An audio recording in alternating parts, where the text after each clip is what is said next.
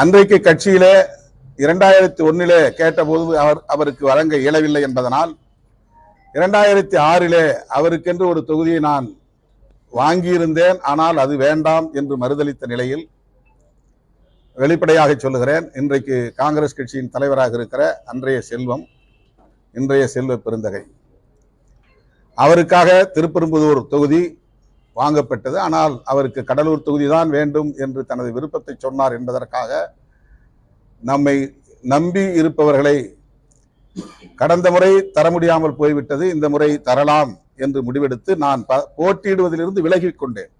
அன்றைக்கு இது பெரிய அளவில் பேசப்படவில்லை, அப்போது சமூக ஊடகங்கள் இல்லை.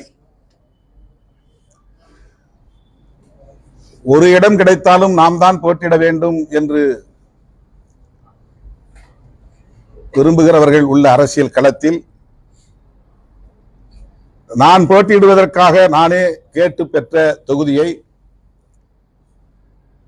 நான் போட்டியிடாமல் தவிர்த்து கட்சியில் ஒருவருக்கு வழங்கிய வரலாறு உண்டு.